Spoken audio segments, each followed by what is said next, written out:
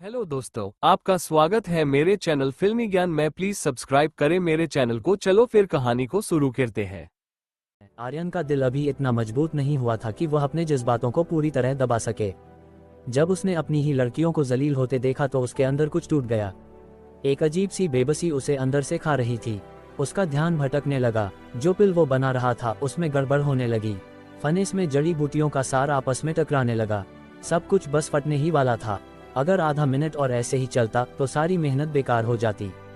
आर्यन, शांत हो जा भाई, खुद को संभाल, होश में रहो। हर कोई परेशान था, लेकिन जितना आर्यन का गुस्सा बढ़ रहा था उतना ही केरिम और उसके साथियों की गंदी हंसी तेज होती जा रही थी।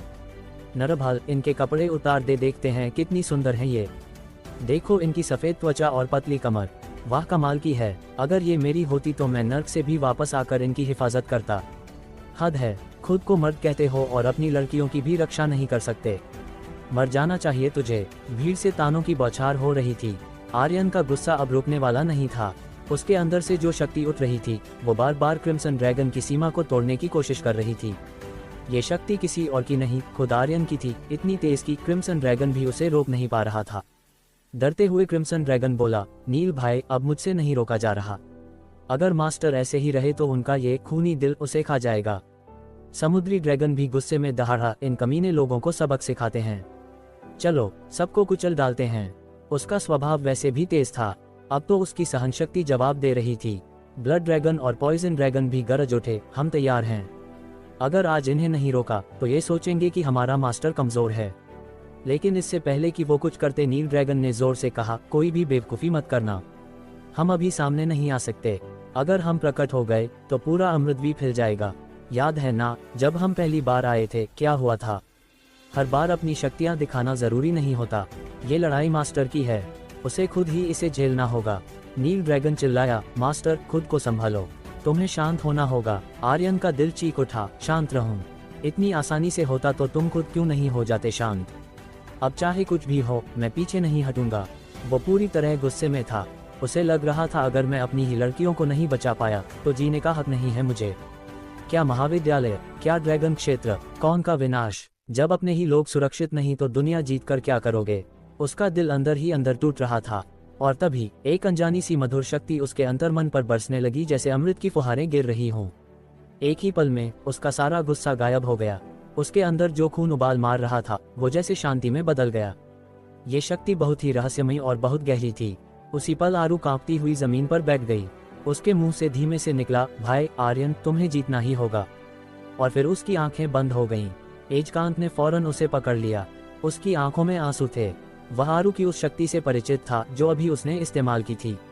उस वक्त जब आर्यन का गुस्सा बेकाबू हो रहा था, आरू ने अपनी छिपी खास शक्तियों से उसे शांत कर दिया। लेकिन उसे इसकी कीमत चुकानी पड़ी और अब उसकी आंखों से हमेशा के लिए रोशनी चली गई थी। एजकांत ने आरू को गले से चिपका लिया। कुछ नहीं कहा, बस चुपचाप रोता रहा। उधर आर्यन की आंखों में फिर से जान आ गई। अब उसके चेहरे पर शांति नहीं बल्कि अहंकार था। उसने तुरंत अपनी अमर ऊर्जा को इकट्ठा किया और मन में कहा, अब तुम्हारी बारी है नील ड्रैगन।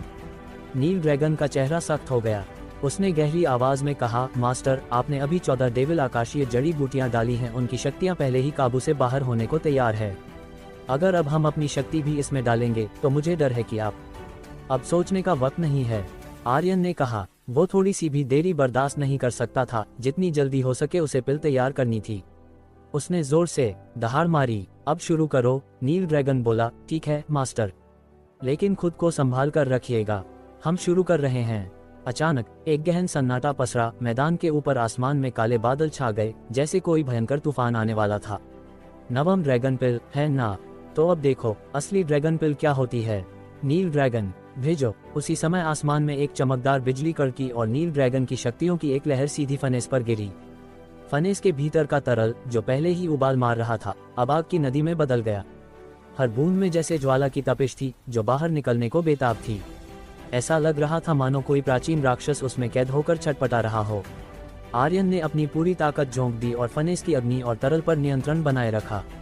समुद्री ड्रैगन, अब तुम्हारी बारी है। आसमान में एक और भयंकर बिजली कड़की और बादलों को चीरती एक विशाल लहर सी शक्ति फनेस में समा गई। अंदर का तरल और ज्यादा हिंसक हो गया, लेकिन आर्यन ने किसी तरह उसे काबू में रखा। Blood dragon, crimson dragon. एक के बाद एक ड्रैगनों की शक्तियां बिजली की तरह ऊपर से उतरती और फनेस में समाती। पूरा आसमान अब दहाड़ों, गर्जनाओं और बिजलियों से थर्रा रहा था। फनेस के भीतर तरल अब एक प्रचंड ज्वालामुखी बन चुका था, जिसमें दर्जनों शक्तियां आपस में टकरा रही थी। आर्यन के दोनों हाथ कांप रहे थे, उसका पूरा शरीर पसीने से तर हो चुका था, होठ सफेद पड़ गए थे। थोड़ी सी चूक भी खतरनाक धमाका कर सकती थी, लेकिन आर्यन ने किसी तरह फनेस पर काबू बनाए रखा। डॉग ड्रैगन, काम खत्म करो, आर्यन जोर से चिल्लाया। 13 ड्रैगन अपनी शक्ति फनेस में डाल चुके थे, डार्क ड्रैगन आखिरी था। डॉग ड्रैगन गरजते हुए बोला, मास्टर, मैं भेज रहा हूँ। एक आखिरी बिजली गिरी, डार्क ड्रैगन की शक्ति फनेस में समा गई। उस पल फनेस करोड़ों टन जितना भारी हो गया। आर्यन की बाहें झुक गईं, उसका शरीर झटकों से कांप उठा। फनेस के भीतर तरल अब एक चमकदार अलौकिक गोले में बदल रहा था। उसमें सारी शक्तियां एक दूसरे से गूंथ रही थीं, जैसे ब्रह्मांड का कोई नया सूरज जन्म ले रहा हो। ये सबसे अहम घड़ी थी। आर्यन जोर से चिल्लाया, 7वें लेवल की सोलस्टम तकनीक। उसके शरीर में तुरंत 128 गुना शक्ति फूट पड़ी। उसकी नसें लाल होकर उभर आई, उसके शरीर से भाप की सनसनाहट उठने लगी और आभा इतनी तीव्र थी कि आसपास की हवा भी गर्म हो गई। उसने अपनी ताकत का हर कतरा फनेस में उड़ेल दिया। अब हो जाते यार, उसने दांत पीसते हुए आखिरी धक्के के साथ चीख मारी। तभी एक आवाज गूंजी, बधाई हो आर्यन, तुमने पिल बना ली है। तुम्हें इनाम मिला है लेवल जोड़ 1, वर्तमान स्तर 9वें लेवल का रक्तवीर। बधाई हो आर्यन, तुम्हारा हकीम कौशल 1 लेवल से बढ़ गया है। वर्तमान स्तर हकीम सम्राट। जैसे ही आर्यन ने सुना कि पिल बन गई है, उसने फनेस नीचे रखा और बिना रुके बाहर की ओर दौड़ पड़ा। ये देखकर सब चौंक गए। अरे ये लड़का भाग रहा है, लगता है पिल नहीं बनी, अब डर के मारे भाग रहा है। रुको, इसे भागने मत दो, केरिम हंसते हुए बोला। भागेगा? चलो देखते हैं कहाँ तक भागता है। उसने इशारा किया और ग्रीफिन हॉल के कई ताकतवर शिष्य तलवारों पर उड़ते हुए आसमान से नीचे आए और आर्यन के सामने उतरकर रास्ता रोक लिया। उनमें से एक ने हंसते हुए कहा, अब कहाँ जाएगा कचरे। कुछ ही पल में आर्यन को चारों तरफ से घेर लिया गया। ये देखकर दूर खड़ा जग्गा गुस्से से लाल हो गया। उसने जोर से चिल्लाया, अबे ओ, सब लोग हथियार निकालो, काट डालो इन सालों को। कालीचरण, मनगू, उस्त्रा और बाकी कुछ साथी तुरंत खड़े हो गए। एजकांत की पीठ का काला बक्सा भी धीरे धीरे कांपने लगा, जैसे उसमें कोई तूफान पड़ रहा हो। उधर मेघना की नजरें बस आर्यन पर टिकी थीं। उसने धीरे से कहा, रुको, आर्यन भाग नहीं रहा है। उसे आर्यन की फितरत अच्छी तरह पता थी। वो कभी भी भागने जैसी कायरता नहीं करता, चाहे पिल बनती या नहीं। उसने पहले कहा था, सिंह वंश के लोग कभी नहीं भागते। आर्यन की आंखें अब पूरी तरह काली हो चुकी थीं। आवाज ठंडी थी, हटो मेरे रास्ते से।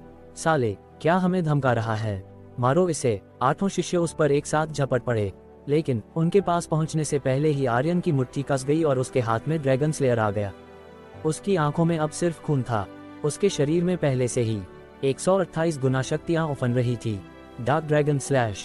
ब्लेड हवा को चीरते हुए घूमी और एक पूरा अर्धवृत्त काटा, जैसे मौत का दरवाजा खोल दिया हो। घूमती हुई ब्लेड की शक्ति बिजली जैसी लपकी। सामने खड़े योद्धा समझ ही नहीं पाए कि हुआ क्या, और फिर उनके शरीर की कमरें बीच से कट गईं। खून की धारें फव्वारों की तरह निकली और 8 योद्धा एक एक करके 2 टुकड़ों में जमीन पर गिर पड़े।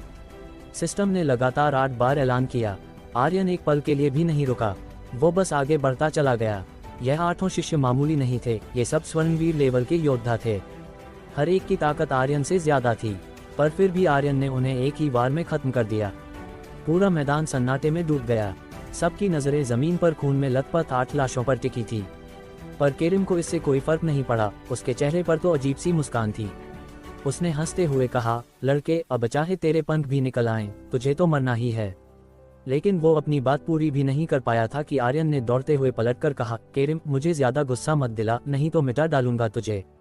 उसकी आवाज में घृणा साफ दिख रही थी, जैसे केरिम की कोई औकात ही ना हो। केरिम ने हंसते हुए कहा, मार देगा?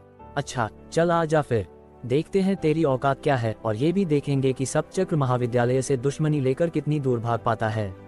आर्यन ने बिना हिचक के जवाब दिया, तो क्या हुआ अगर पूरा सप्तचक्र महाविद्यालय मेरा दुश्मन बन जाए? अगर पूरी दुनिया भी सामने हो तो भी डर नहीं। हिम्मत है तो आजा। वो अब अखाड़े के एक किनारे पर पहुंच चुका था और तभी वो गरजती हुई आवाज में बोला, रीवा। अंदर खड़ी 5 लड़कियां एक साथ पलटीं। उन्होंने देखा कि आर्यन फॉर्मेशन के पार खड़ा है। एक पल में ही उनके चेहरे पर फैला डर गायब हो गया। जिस घबराहट ने उन्हें अब तक जकड़ रखा था, वो अब हवा हो चुकी थी। अब उनकी आंखों में एक सुकून था, और जैसे उनकी ताक भी दोगुनी हो गई हो, क्योंकि आर्यन आ चुका था। उनका सहारा, उनका भरोसा अब वहीं खड़ा था भी। नरभाल ने घिनौनी हंसी के साथ आर्यन की तरफ देखा और कहा, अबे दक्षिण का ये कीड़ा बस बाहर खड़ा रहकर देख सकता है और मैं यहाँ इन लड़कियों के कपड़े एक एक करके फाहूंगा। उसका चेहरा दरिंदगी से भरा हुआ था। लगता है अभी तक सब कुंवारी हैं। नज़ारा बड़ा दिलचस्प होगा, हा हा हा। उसके बाकी साथियों की आंखों में भी वही हैवानियत चमक उठी। आर्यन के अंदर का गुस्सा जैसे फट पड़ा। वो जोर से चीखा, तेरी। उसकी बाजुओं में बिजली सी दौड़ गई और गरजा, पहाड़ तोड़ मुक्का। उसने दोनों मुट्ठियां कस लीं और पूरा जोर लगाकर फॉर्मेशन पर वार किया। जैसे किसी शांत पानी में पत्थर गिरा हो वैसे ही फॉर्मेशन थोड़ी हिली, लेकिन अगले ही पल फॉर्मेशन से एक जबरदस्त झटका आया और उसकी अपनी ताकत कई गुना होकर वापस उसी पर आ गिरी। वो हवा में उछलकर करीब 100 मीटर दूर जाकर गिरा। जमीन से टकराते ही उसके मुंह से खून फूट पड़ा। हा हा हा, क्या बेवकूफ है ये, फॉर्मेशन तोड़ने चला है, जैसे ये कोई दरवाजा हो। थोड़ा और ताक लगाता तो शायद दरवाजा टूट ही जाता। हा हा, इसे इतनी भी समझ नहीं कि फॉर्मेशन शक्ति से नहीं, उसके मूल से तोड़ी जाती है। आर्यन धीरे से उठा, आंखों में आग थी। वह फिर भागा, एक ही छलांग में हवा में उछला। दोनों मुट्ठियां फिर गरजी। उसके पीछे हवा में आदमखोर किंग कांगेप की हुंकार सुनाई दी। उसकी शक्ति ने कुल्हाड़ी का रूप लिया और ऊपर से सीधी फॉर्मेशन पर आ गिरी। सारी भीड़ थम गई। ये क्या ताकत है, ये बंदा कोई मामूली नहीं लग रहा। फॉर्मेशन जैसे दबने लगी है। लेकिन तभी फिर से झटका आया।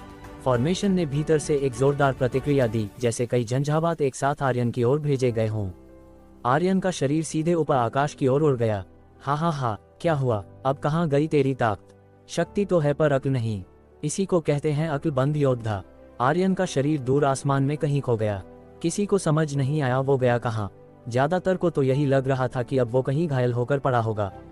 लेकिन ऊपर, कहीं बहुत ऊपर, आर्यन ने एक गहरी सांस ली। उसकी आंखों में फिर से वही गुस्सा, वही ज्वाला थी। उसने दांत भींचते हुए बड़बड़ाया, रीवा और बाकी सब। नीचे फॉर्मेशन के अंदर नरभाल की आवाज गूंज रही थी। वो एस्फीरा और बाकी लड़कियों को घूरते हुए बोला, आर्यन तो बस एक बेवकूफ है। उसे इतना भी नहीं पता कि फॉर्मेशन पर जितना ताकतवर वार होगा, पलटवार उतना ही भयानक होगा। फिर वो बेशर्मी से हंसते हुए चिल्लाया, अब तुम सबकी बारी है, हा हा हा। वेदिका को छोड़कर बाकी सबकी पोशाकें कई जगह से फट चुकी थीं। माहौल डरावना हो गया था। उसी पल वेदिका अचानक सामने आए और दृढ़ स्वर में बोली, मैं तैयार हूँ। एस्फीरा ने राहत की सांस ली और एक कदम पीछे हटते हुए कहा, अब ये तुम्हारे हवाले। शहनाज ने गंभीरता से कहा, हमें इन्हें जल्दी हराना होगा। मुझे डर है कि अगर आर्यन ने सच में फॉर्मेशन तोड़ दी तो मुकाबला हमारे खिलाफ चला जाएगा। तिमरा भी बोली, जल्दी कीजिए मालकिन। अगर आर्यन सच में अखाड़े में आ गया तो वो शायद नरभाल का सिर ही मरोड़ देगा। उस स्थिति में चाहे वो जीत भी जाएं, पर नियमों के अनुसार उनकी हार तय मानी जाएगी, क्योंकि ये 5 व्यक्ति टीम प्रतियोगिता थी। आर्यन के आने से संख्या 6 हो जाती। उन सबको यकीन था कि आर्यन फॉर्मेशन तोड़ देगा, बस बात ये थी कि कब। तभी किसी ने चिल्लाकर कहा, देखो ऊपर देखो, आसमान में ड्रैगन की छाया। वो क्या है? वो ब्लेड नहीं, वो तो ड्रैगन स्लेयर है और पीछे कोई है। लोगों ने ऊपर देखा, एक बहुत बड़ी ड्रैगन जैसी आभा जो एक ब्लेड की तरह हवा को चीरती नीचे आ रही थी। उसके पीछे एक इंसान था, उसके हाथों से सुनहरी रोशनी फूट रही थी।